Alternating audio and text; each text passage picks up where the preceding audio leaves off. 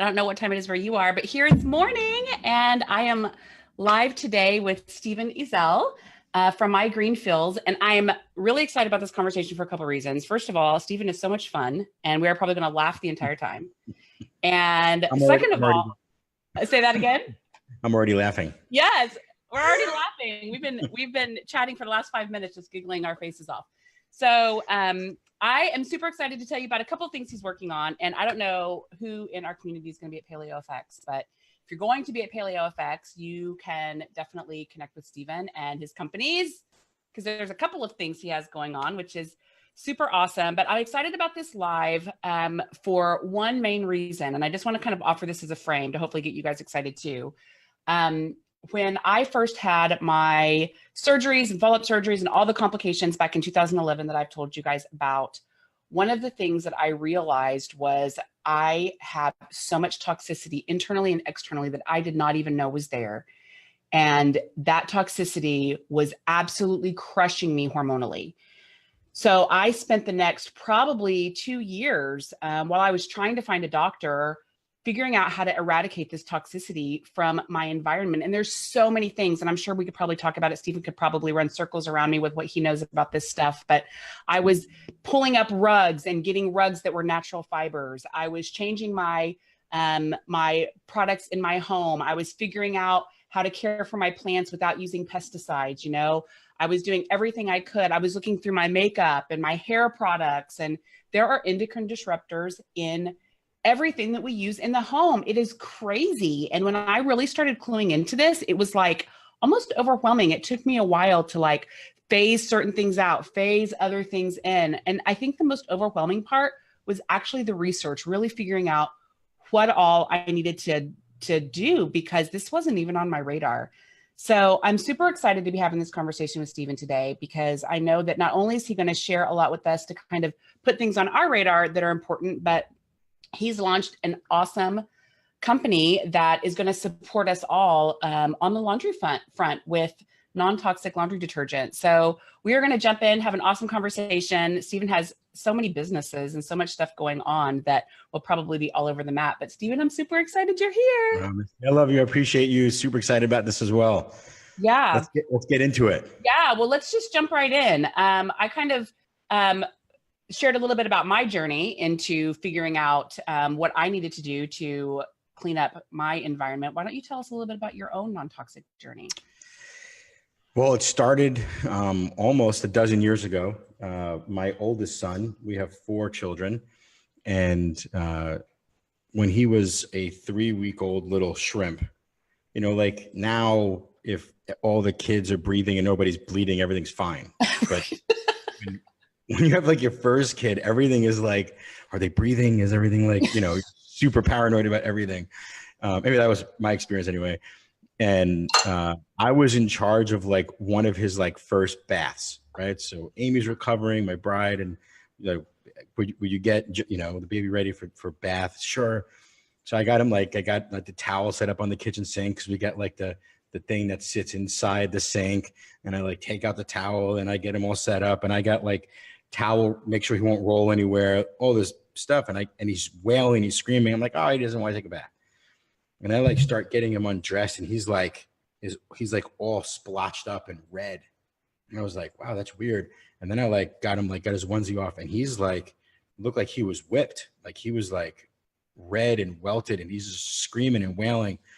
And my wife's an RN. So I'm like, Aim, come here. And she came, and when she started getting nervous, I'm like, all right, I'm in full freak out mode, because if a nurse, and she was a NICU nurse, she's a NICU nurse. So like babies, if she's freaking out, now I'm freaking out. So we're like, all right, come on, let's get him dressed. So we got him dressed, and we ran to the pediatrician, and the pediatrician was like, you know, and like, we'll get him a dermatologist. And so then we start like this whole journey of like, why is he like beet red and like welted? And, you know, they're like, oh, we're going to give him this steroid cream. We're going to do this, and we're going to do that. And, you know, test him for this battery of this and a battery of that. And I'm like, oh my goodness, like, I'm so scared. And, you know, a friend of the family was like, hey, what do you use for laundry detergent? I was like, what do you mean? You know, the big orange, like the fancy orange bottle, that's what grandma always used. I use what grandma told me. Like, oh yeah, you can't use that stuff. You need to use like non-toxic, safe stuff for kids because kids can have an allergic reaction to detergent. I'm like, really? Like, no. I'm like, well, I'll try anything, right? So we like strip his clothes with this whole like process, and then, you know, wash his stuff with some non-toxic, you know, eco stuff. And then like in 2 days, it was like gone. And I'm like, wait a second. Like, if laundry detergent, fabric softener, all that stuff can make my kids sick, what else is in my house? So then I became like a full-blown conspiracy theorist, right? So I was like full on like Googling every like 14 character chemical, like what is this and what is that? And like studying MSDS sheets. And so I just became like a full on like, you know, nerd on what is in our house and in our food and so forth. And then years went by, and you know, the founder of my parent company that I invested in 2012 was, you know, pitching some local angel investors, you know, her non-toxic laundry soap that she was selling at the farmer's market and at a couple health food stores. And I was like, this message really resonated with me because of that journey with my son. And that was April 4th of 2012. We've had so many pivots and changes as a company. And then 4 years ago, you know, almost 4 years ago now, we launched MyGreenFills.com, and like we're just blowing up, and it's just a ton of fun and changing the world. Yeah. So why don't you take us into your research a little bit, because this is something I spend so much time researching things, and I feel like I never get to the bottom. And I know this is like your specialty. So why don't you talk to us a little bit about the chemicals that are actually in our cleaning products? Yeah. And what should we be looking out for? Yeah. So that's a great question. We specifically launched and have stuck our, put our flag in the sand in laundry for so many years for one main reason. We believe that laundry chemicals have the most ecotoxicity, human toxicity of any other chemical in any category. Now, if we're talking like acute toxicity, if you had like oven cleaner, and if you sprayed oven cleaner on you, clearly there's much more acute toxicity. But how often do people, spray their arm, with their oven cleaner? And they don't. But, and if you just think about market share, if you go to the supermarket, you go look at the laundry aisle, you have an entire row of just detergents. You cross the aisle right here, there's a half a row of just fabric softeners. And then you have the other half of the row that's just the stain treating static stuff. And then you go one aisle over, and it's like everything else, from window cleaner to dish soap to mops to brooms, like everything else is in another aisle, but laundry occupies a whole aisle. So it's the most widely manufactured and consumed chemical in the category. And, again, some people may or may not use window cleaner. Some people may or may not use oven cleaner, but how many people wash their clothes? Right. Right. So many. And right. we're wearing those chemicals. So that's why we started in laundry, why we've stayed there for so long, and why we never leave laundry. We are expanding soon, and here's why.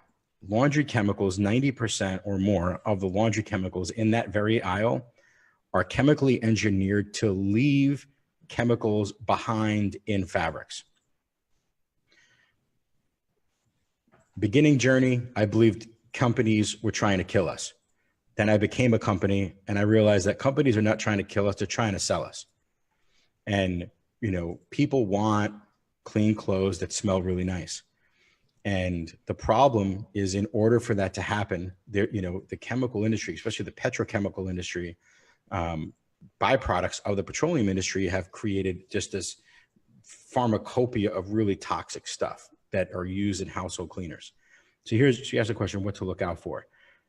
First, anything that has a color to it, literally anything, right?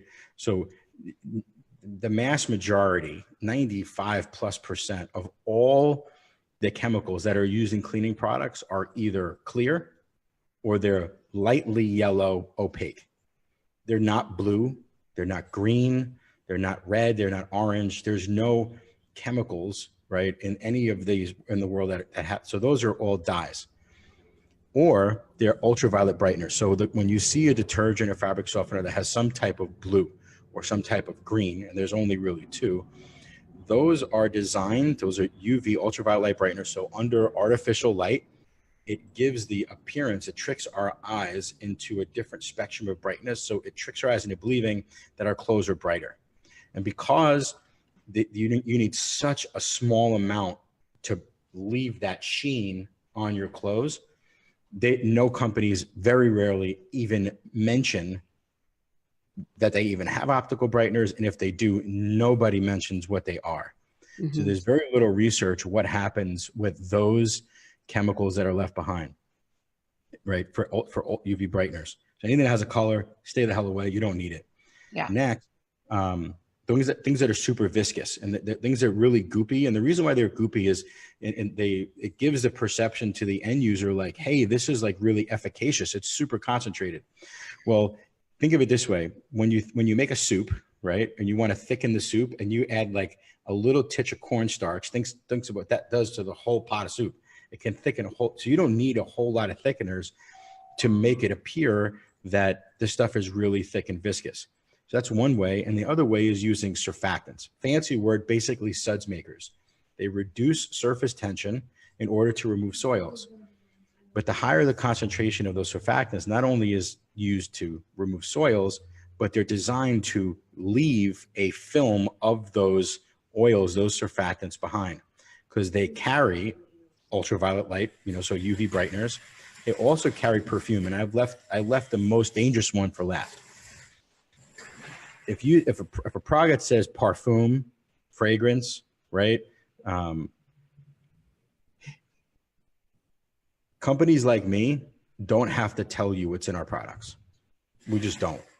If you're talking about the food industry, so USDA food, you have to list all the ingredients, right? And somebody, hopefully from USDA, comes knocking on the food manufacturer's door to verify that what you say is on your label is really in that food, and they cleaning and all that stuff. But in the cleaning industry, chemical manufacturing industry, we've been in business now for almost a decade. We've never had one person ever walk to our doors to say, hey, what's on your label is actually true. Nobody. So it's there's zero oversight in our industry. And by law, if you have 1% or less of concentration of a chemical in the final formulation, you don't have to list it on a label by law. So forget about whether it's true or not in governance, but by law, you don't even have to tell anybody if it's under 1%. And it's covered what, the industry has dubbed like the fragrance loophole, where under trade secret protection, if it's under 1%, I don't have to tell you what's on it. And nobody does, right? So they can just loop anything into what they can just call fragrance. So there's no oversight, and you have no idea, and nor will you ever have any idea what's in them unless you happen to be married to the chemist that formulated it, right? Or the guy that's sitting at the top of the tank that's mixing the stuff. You just don't know. And that's where it gets dangerous and tricky, because, a lot of these chemicals are not researched. There are over 80,000 registered chemicals in the US, actually globally, under the global harmonized systems. In Germany and certain parts of Europe, there are over 8,000, so 10% of those chemicals that are either completely banned or highly regulated. In the US, there's been under a dozen.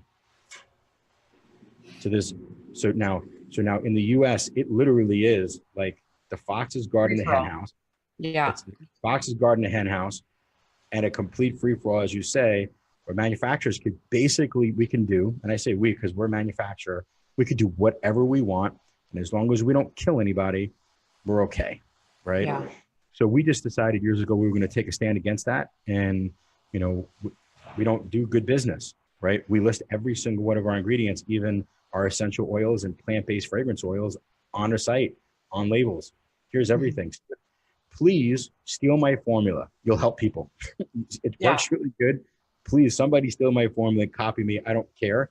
You'll actually be doing good for the world, the environment, and people's health. So just, make our stuff. Are there any ingredients specifically that we should really be looking for? Are you, is what you're saying, like the ingredients aren't going to be listed so that we're not going to be able to kind of vet our products? Or you really, especially in laundry specifically, it's, if you go, go to whatever, whether it's, mygreenfills.com, or you go to, some really great companies that I believe are really trying to do good work, right? Like Dr. Bronner's and, Method, and other companies that are trying, like, I believe that do have good intention, pull up their MSDS sheet, right? Which is supposed to list stuff. You have like blend of ionic, non-ionic surfactants. Which one? You don't get the info. Perfume, fragrance. Mm-hmm. Okay. Now if you have something like that's in super high concentration, like sodium lauryl sulfate, sodium lauryl ester sulfate, so SLS, like those, because they're in such concentration, they have to list them. So then you'll see like, hey, this is the surfactant or this that they're using. But UV brighteners, all I have to say is ultraviolet light brightener. I have to tell you which one, you just, you have to know who you got to trust, and you got to be able to do your due diligence. That's why we give people the ability to do it. It's just do your research. So what kind of tips can you give us for actually vetting cleaning products? Obviously you've given us a great solution on the laundry front, but that's not the only chemical that we have in our house.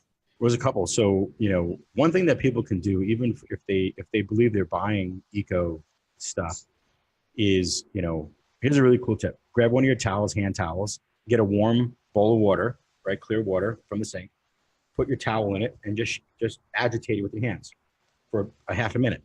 And if that water starts to become a little cloudy, if you see a little ring of bubbles around the edge, well, whether they're eco or not, there is residual chemical left behind in your fabric. You don't want it. You don't want any of those chemicals on your back, because now think about who here sweats? Everybody, right? Who here gets warm? Well, everybody. So when you do that, when you get warm and you perspire, you're actually creating micro suds on your dermis that's open. Now your pores are open, you're sweating. What is it? Now you're allowing those chemicals to go right in your body. It's crazy.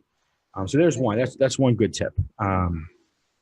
Cleaning wise, here's what we have to understand about, laundry and dish, like, so your dishwasher machine.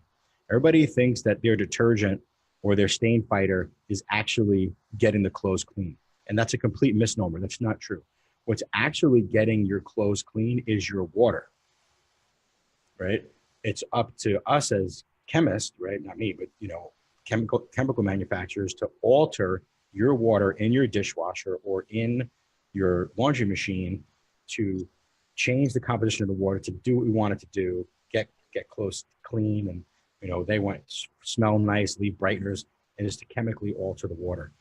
So for dish detergents, right, can be very toxic as well. And here's why. One, laundry, you have topical, right, exposure. But with dish detergents, you have internal exposure. You pour your drink, your beverage, you put your hot food. Now think about how much easier it is to clean with hot water in your sink than it is cold water. Well, think about when you put a hot bowl of soup together and you put hot soup in a bowl, you're actually taking that chemical film off of that bowl and ingesting it. And then you're ingesting it.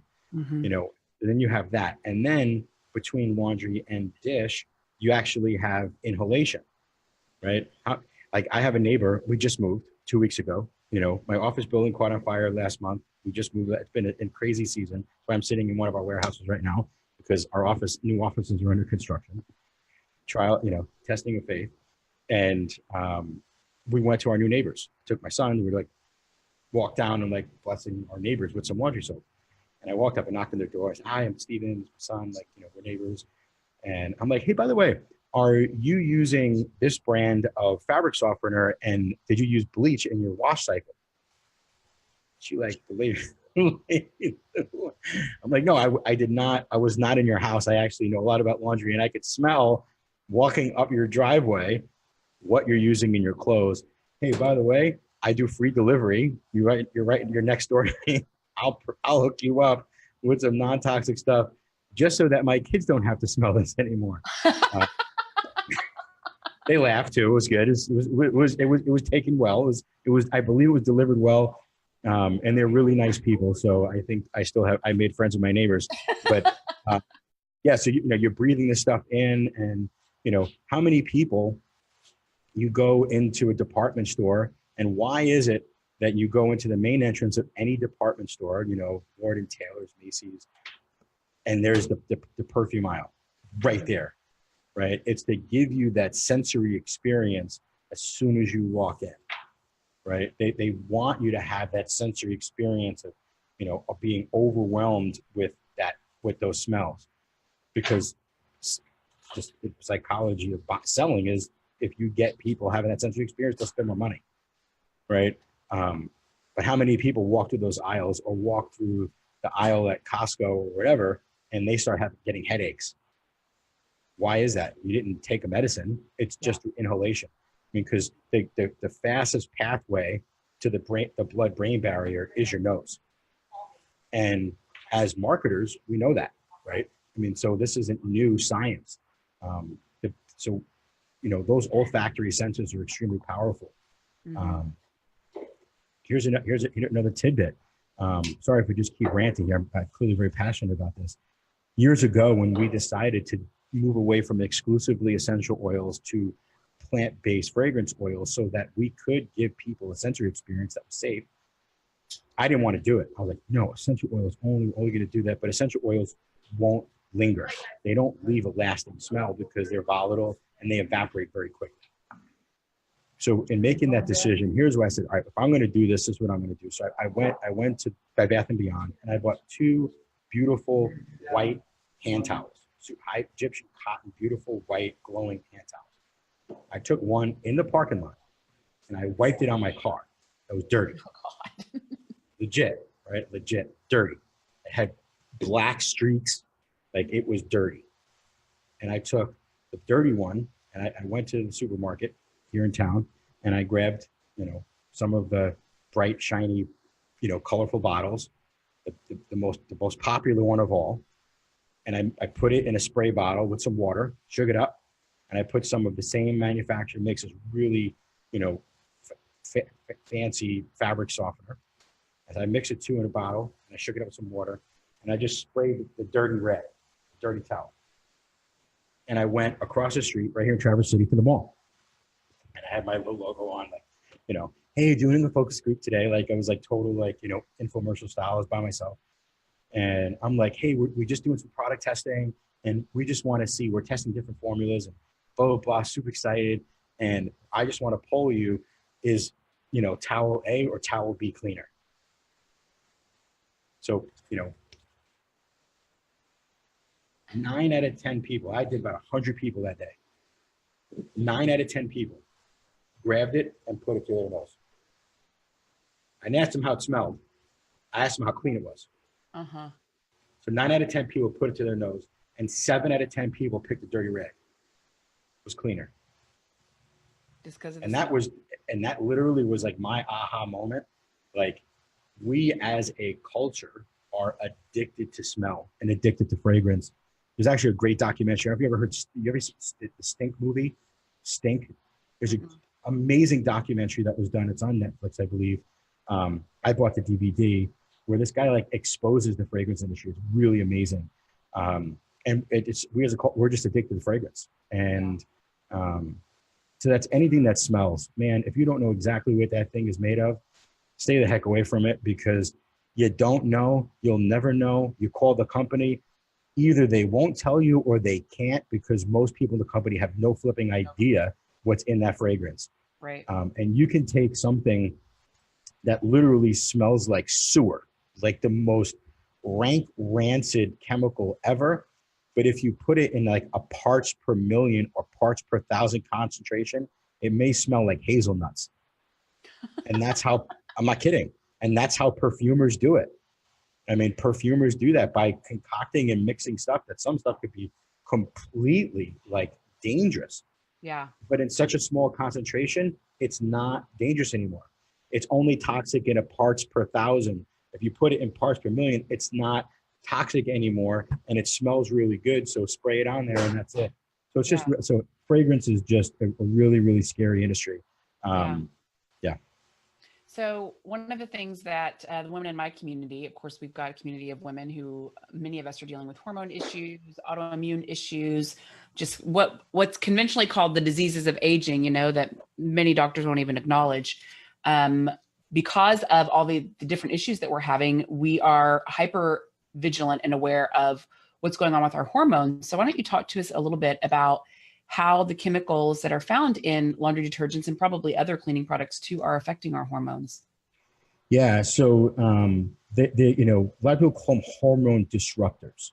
And, again, by no means am I a doctor or a neuroscientist or anything like that. But my research is don't necessarily, in the fragrance world specifically, and some of the byproducts of surfactant manufacturing, like 1,4-dioxane ethoxylates, BPA, so polyphenols. These chemicals don't necessarily disrupt hormones, but they mimic certain hormones. That's right. We, as humanity, we were created, which is really amazing how we were created. We actually emit smells, right? That really subconsciously we're aware of.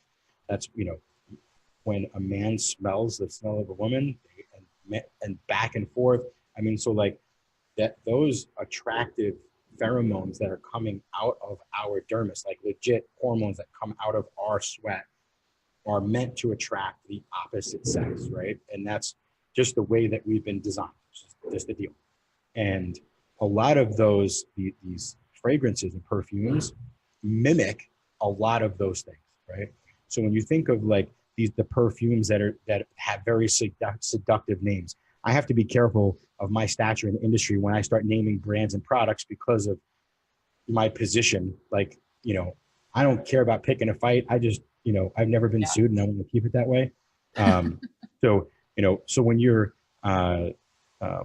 think that these perfumes that have these very seductive names, they have those seductive names because they are chemically engineered to mimic the pheromones that are given across when people are having intercourse or when you're having those types of relations. We emit those smells. Those smells go in our olfactory, and that's what creates arousals and all this other stuff. Well, what perfumers in certain categories look to do is to mimic that sensory experience, so that when somebody, again, you walk in a department store and you feel like, oh man, well, it's by design. It's not an accident. It's by design. You just don't happen to know what that is. But I do guarantee you this, it didn't come from the opposite sex. It came from some chemically engineered, liquid to do that. So that's I'm really passionate about, the fragrance loophole. And, I've even spoken to, Congress and congressmen about it, because it's like, this needs to be talked about. And it's a topic that very few people are, really on their proverbial soapbox, no pun intended, yelling about. But it's a big deal, especially, for women that are, menopausal, perimenopausal, having, hormone regulating issues to begin with. There's so much research that, that women that are, that have spent, years with, when we share, Dr. Jolene Brighton, I've had some wonderful conversations with her on women's health, hormones health, Dr. Anna Quebeca, on when women are on birth control or have had some type of, procedure, tubals and so forth, where they're literally like changing the production of how hormones, and they can become super hyper, sensitive to different external chemicals, because the regulatory system of how you process that doesn't function right. So, and I was talking to Dr. Mark Hyman a short time ago, and he was, it was like, there's studies showing that the average woman's umbilical cord, babies, they've never did a load of laundry. They've never cleaned anything. They never ate anything. They're in a completely closed, sheltered environment in mama's womb. And they have over, the average child has over 300 chemicals in their umbilical cord happening, crazy. Right? So it's between what you're putting in your body, what you're putting on your body, and what's in your environment. We have to create the change. Yeah. So why don't you talk to us a little bit about MyGreenFills and the differences between your laundry soap and the MyGreenFills soap. And I know that you also have a really great program to make it easy for people to use your detergent. Yeah. So, so the process of, our kind of like business journey, from years ago, selling on store shelves and said, I don't want to do that anymore. I'm tired of passing these margins to distributors and wholesalers and all the energy it takes to ship water. So we want to sell online. We want to be able to create a community of people that want to change stuff. So we reverse engineered a very complicated problem, right? Where to ship a 4-pound, 50-ounce laundry jug, I have them here, this is a laundry jug. This would be 4 pounds when liquid. To ship this from here to San Diego is like $12, $14. If, and this jug alone, there's almost like $3 in printing and labels, like in the stuff. Right. And all these companies, I mean, the most expensive part of anything at the store is the packaging. It's never the product. The inside, Right. the cereal box is like 15 times more expensive than the cereal, right? This laundry jug is way more expensive than what's in it. Mm-hmm. So this is where there's a ton of cost, right? And waste. These things are floating in the ocean. These things are sitting in landfills for 4,000 years, whatever. Like, this is a problem. How do we change that? The non-toxic eco stuff, it's actually the easy stuff. It was really hard for us to get there. Like, creating a plant-based cleaning product that performs as good, but in our case is better than these leading toxic brands was no small feat, because, those companies have thousands of chemicals at their disposal to mix and match and concoct and formulate. And we have hundreds. So for us to figure out, how to get a better performing product with plant-based ingredients was a feat, but the logistics was actually the hard part. How do you still create value for the person? So we reverse engineered the problem. So we sent people an empty laundry jug once, and then they get these, pouches of concentrate. So this is all the active ingredients. There's no fluff. There's no fillers, buffers, dyes, none of that nonsense. You add water, you shake it up, and you have Perfect. so it's like zero waste. You get one jug, lasts forever, lifetime warranty, none float in the ocean, and we don't ship water.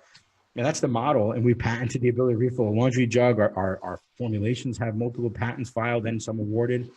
So we just we reinvented laundry. And for members of your community, we'll literally hook you up an entire one for free. Buy anything from our site. You'll have a link, and we'll set you up with 50 loads of laundry soap completely free to earn your trust, to give it a try. And we have a complete replacement for everything else in laundry. We have a fabric softener replacement that doesn't leave that film behind like fabric softeners are designed to do.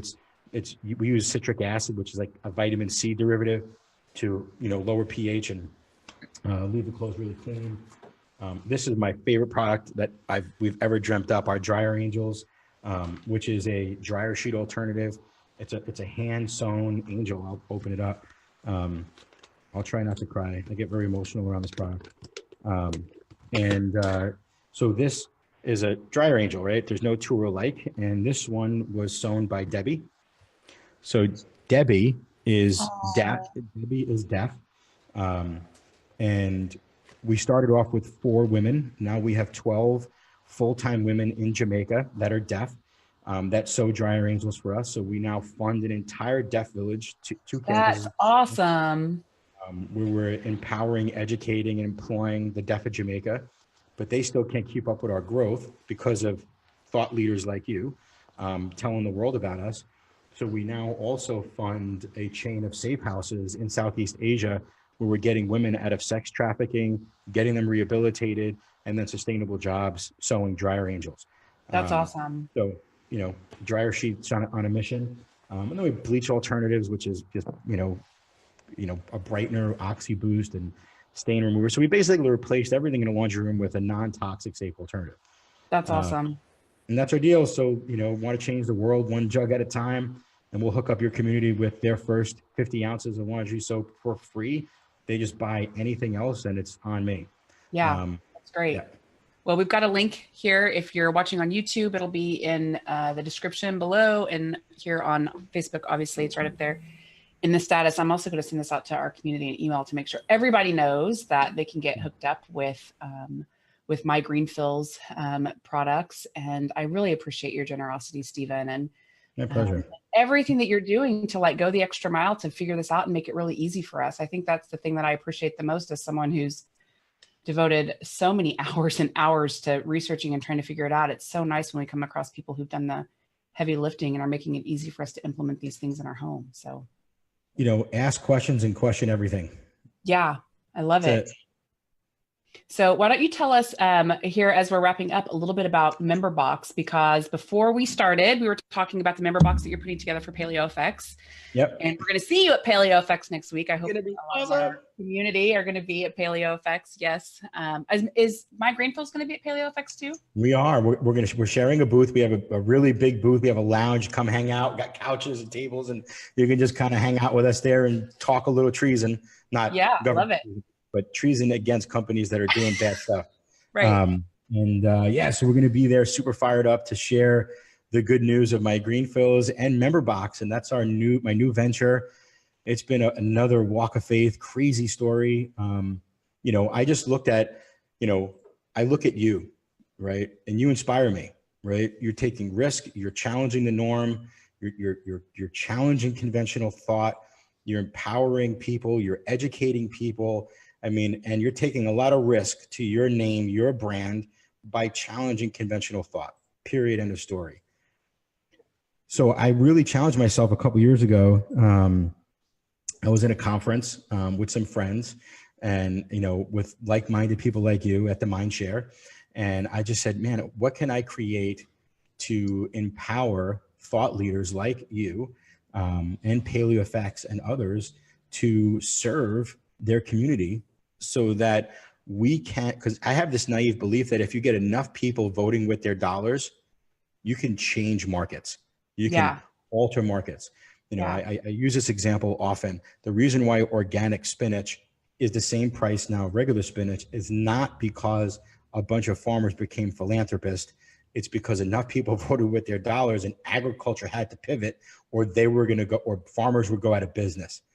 So if we get enough people voting smarter with their dollars, companies will have to pivot or they will go away. Mm-hmm. And we talk about, and Facebook and all the propaganda is to vote presidents, vote Congress, vote Senate. Yeah, and that's all cute. Don't get me wrong. Very important for us to do that. But the votes that really matter is every time you take $1 out of your wallet or swipe your credit card, you are either voting to grow a company or to protest against a company. That's it. You are pro or against, and that vote happens 1 million times a day, every single time that you decide to support another company or not. So that's what MemberBox, we created a platform for thought leaders like you, like PaleoFX and others, to create their own subscription box where they can equip, train, and serve their community. And then those people can shop for those products as a member at a fraction of the cost of anywhere online, because the value proposition that we're providing for sellers and brands that are making a difference has never been created before. Not by Amazon, not by Groupon, not by Jet, not by advertising. The way that we can connect buyers and sellers and guides, which we call guides, and influencers, no one's ever done this before. And it just spent a year building it, and now we're launched, and the responses are incredible, and we are going to change e-commerce and change the way that brands can meet and serve, and people can buy and shop and learn. We're about to just change some industries for the good, and it's going to be a wild ride. That's awesome. Well, I'm excited to see you in a week. And for those of you in our community that are going to be at PaleoFX, make sure you go by and see Stephen and his team at their booth. I'm a hugger. I like hugs. So come on by and get a hug. I'm a hugger. So come on by. Well, I love it. Thank you so much for sharing all of this with us. Keep us posted on everything that's happening. And I hope everyone in our community will take advantage of this offer to get started with MyGreenFills and get some free laundry soap to begin to detoxify the laundry room. I love it so much. So thank you so much, Stephen. I appreciate you taking some time today. Thank you so much. Have an awesome day, everybody. Peace. We'll see you guys.